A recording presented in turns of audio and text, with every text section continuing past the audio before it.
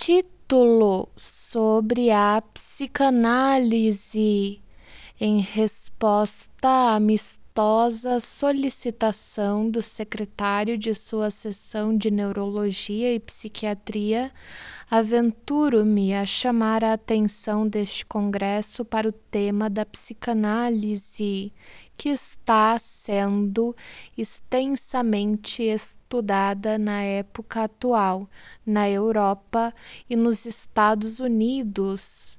A psicanálise constitui uma combinação notável, pois abrange não apenas um método de pesquisas das neuroses, mas também um método de tratamento baseado na etiologia, assim descoberta.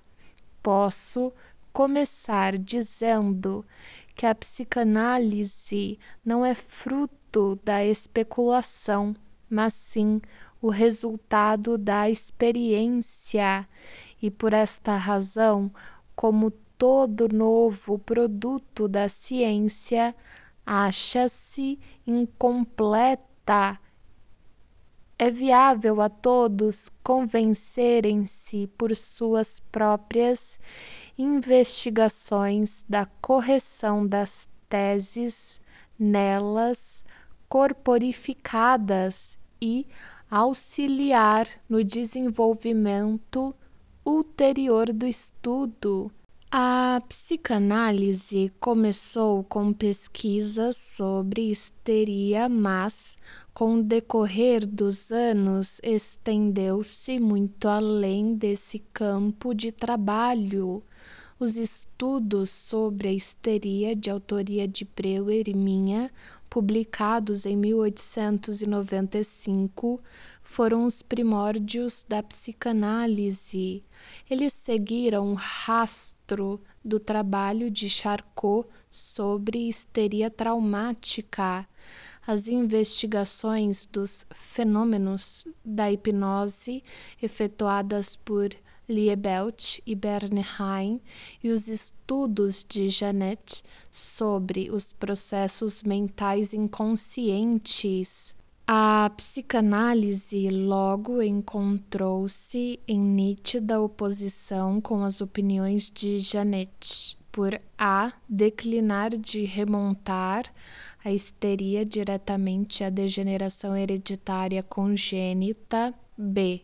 oferecer, ao invés de mera descrição, uma explicação dinâmica baseada na ação recíproca das forças psíquicas, e C. atribuir a origem da dissociação psíquica, cuja importância fora reconhecida também por Janet, e não a uma falha de síntese mental resultante de incapacidade congênita, mas sim a um processo psíquico especial, conhecido como repressão, Verdraugung.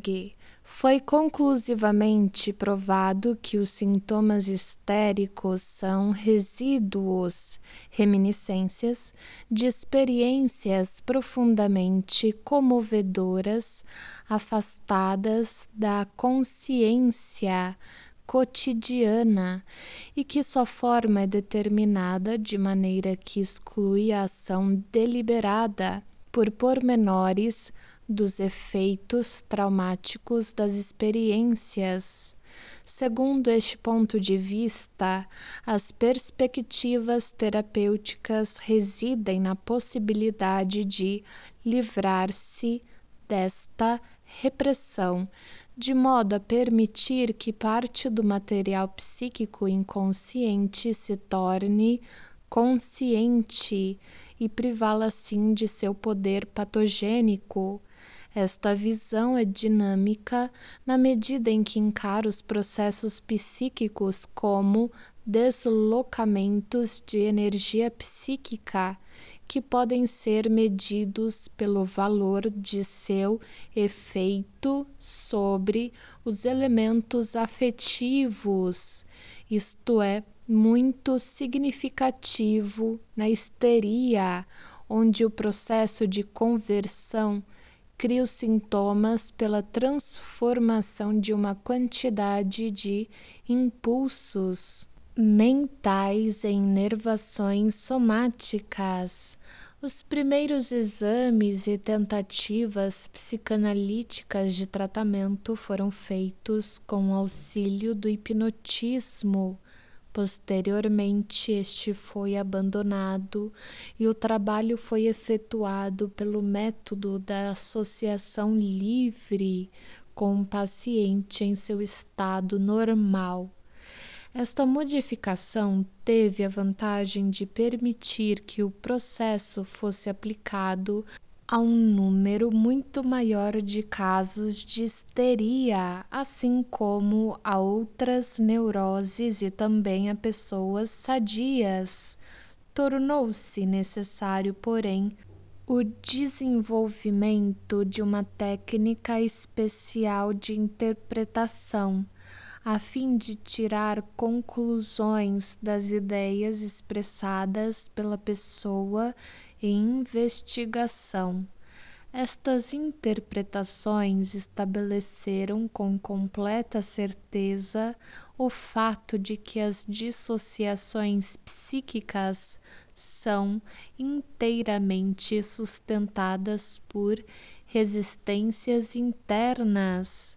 Parece, portanto, justificada a conclusão de que as dissociações se originaram devido a um conflito interno que conduziu à repressão do impulso subjacente. Para superar este conflito e desta maneira curar a neurose, é necessária a mão orientadora de um médico treinado em psicanálise. Ademais, demonstrou-se ser geralmente verdadeiro que, em todas as neuroses, os sintomas patológicos são realmente os produtos finais desses conflitos que conduziram à repressão e à divisão, splitting, da mente. Os sintomas são gerados por mecanismos diferentes. Seja como formações de substituição das forças reprimidas, seja B, como conciliações entre as forças repressoras e reprimidas, seja C, como formações reativas e salvaguardas contra as forças reprimidas. As pesquisas estenderam-se ulteriormente às condições que determinam se os conflitos psíquicos conduzirão ou não à repressão, isto é, à dissociação dinamicamente provocada, visto não ser necessário dizer que um conflito psíquico per se pode ter também um desfecho normal. A conclusão a que a psicanálise chegou foi que tais conflitos davam-se sempre entre os instintos sexuais, empregando a palavra sexual em seu sentido mais amplo, e os desejos e tendências do restante do ego. Nas neuroses, são os instintos sexuais que sucumbem à repressão e constituem assim a base mais importante para a gênese dos sintomas, que podem, por conseguinte, ser encarados como substitutos de satisfação sexual. Nosso trabalho sobre a questão da disposição às afecções neuróticas acrescentou o fato infantil ao somático e ao hereditário, até então identificados. A psicanálise foi obrigada a remontar a vida mental dos pacientes até sua primeira infância e chegou-se à conclusão de que inibições de desenvolvimento mental, infantilismos, apresentam uma disposição à neurose. Especificamente, aprendemos de nossas investigações da vida sexual que existe realmente algo chamado sexualidade infantil, que o instinto sexual é constituído de muitos componentes e atravessa um complicado curso de desenvolvimento cujo desfecho final, após muitas restrições e transformações, é a sexualidade normal dos adultos.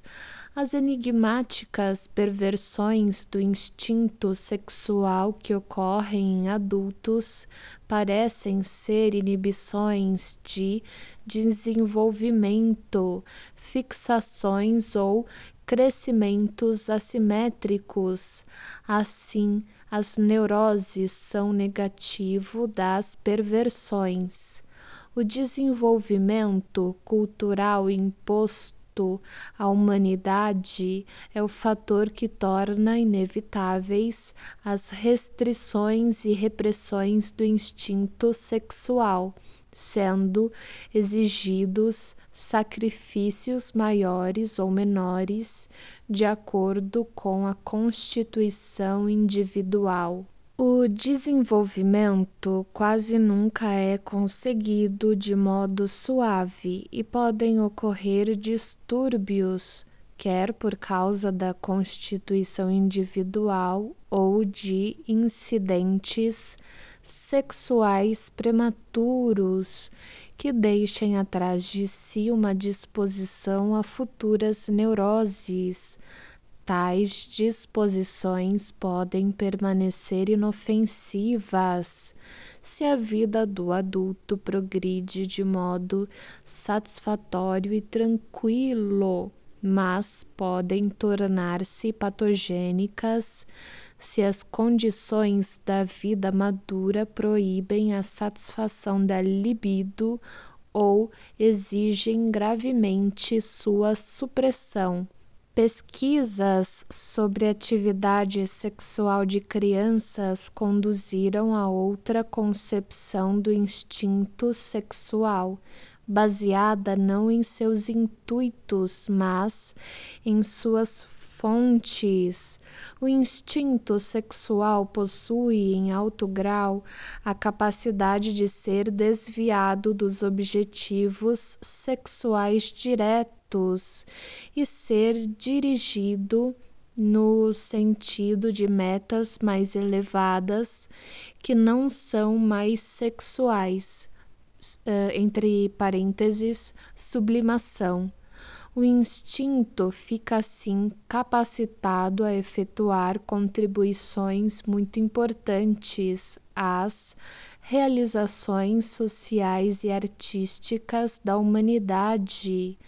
O reconhecimento da presença simultânea dos três fatores do infantilismo, sexualidade e repressão constitui a principal característica da teoria psicanalítica e assinala sua distinção de outras visões da vida mental patológica.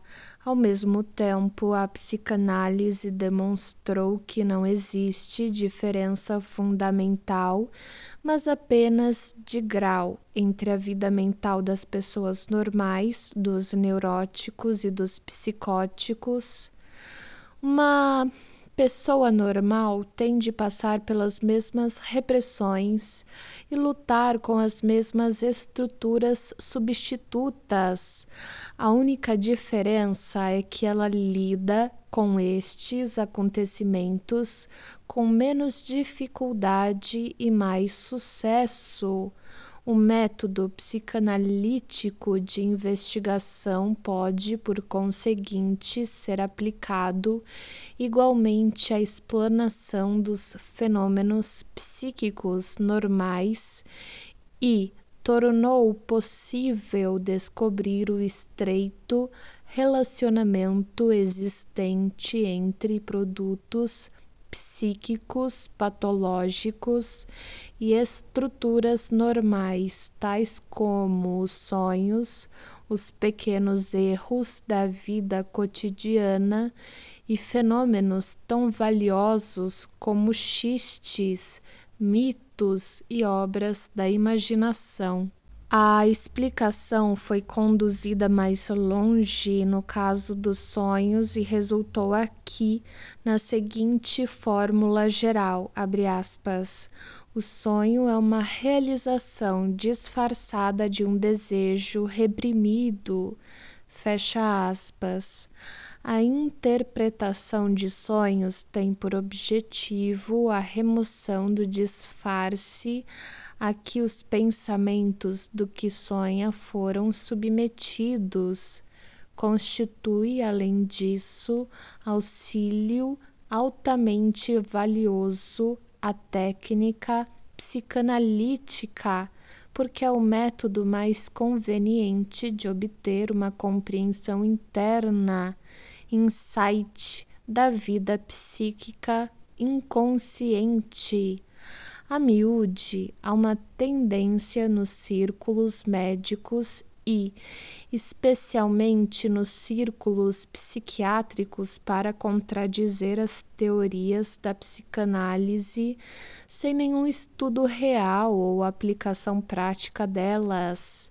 Isto se deve não apenas à notável novidade destas teorias e o contraste que apresentam com as opiniões até aqui sustentadas pelos psiquiatras, mas também ao fato de as premissas e a técnica da psicanálise acharem-se relacionadas muito mais de perto com o campo da psicologia que com o da medicina. Não se pode discutir, contudo, que os ensinamentos puramente médicos e não psicológicos, até o presente, muito pouco fizeram por uma compreensão da vida mental. O progresso da psicanálise é ainda retardado pelo termo que o observador médio sente de ver-se a si mesmo em seu próprio espelho. Os homens de ciência tendem a enfrentar resistências emocionais com argumentos e, assim, satisfazem-se a si mesmos para sua própria satisfação. Quem quer que deseje não ignorar uma verdade fará bem em desconfiar de suas antipatias e, se quiser submeter a teoria da psicanálise a um exame crítico, que primeiro se analise a si mesmo. Não posso achar que nestas poucas frases tenha conseguido pintar um quadro claro dos princípios e propósitos da psicanálise, mas a elas adicionarei uma relação das principais publicações sobre o assunto, cujo estudo fornecerá maiores esclarecimentos a quem quer que eu possa ter interessado. 1. Breuer e Freud, Studien über Hysterie, 1895. F.R. Deutschke, Viena. Uma parte deles foi traduzida para o inglês em Selected Papers on History and Other Psychoneuroses. Não sei como fala neuroses em inglês. Do Dr. A. Brill, Nova York, 1909. 2. Freud, Drei Abhandlungen zur Sexualtheorie, Viena, 1905. Tradução inglesa do Dr. Brill. Three Contributions to the Sexual Theory, Nova York, 1910. 3. Freud e S. Karger, Berlim, edição 1910. 4. Freud, Die Trauerndungen, Viena, 1900, terceira edição, 1911. 5. Freud, The Origin and Development of Psychoanalysis, Merger of Psychology, abril 1910. Também em alemão, Weber, Psicoanálise, 5 conferências pronunciadas na Universidade Clark, Worcester, Mass., 1909. 6. Freud, Der Witz und seine Beziehungen zum Unbewussten, Viena, 1905. 7. Freud, Collection of Minor Papers on the Doctrine of Neuroses, 1893 até 1906. Viena, 1906. 8. Idem, segunda compilação, Viena, 1909. 9. Witzschemann, Freud's Neurosenlehre, Viena, 1911. 10. Jung, Diagnostische Assoziationsstudien, 2 volumes, 1906 até 1910. 11. Jung, über die Psychologie der Dementia, Praxis, 1907. 12. Jahrbuch für psychoanalytische und psychopathologische Forschungen, publicado por Bleuler e Freud, organizado por Jung a partir de 1909. 13. Schriften zur Angewandten Seelenkunde, Fr. Deutsche, Viena, a partir de 1907. 11 partes da autoria de Freud, Jung, Abraham, Pfister, Henk, Jonas, Hickling, Graf e Sager. 14. Centralblatt für Psychoanalyse, organizado por A. Adler e W.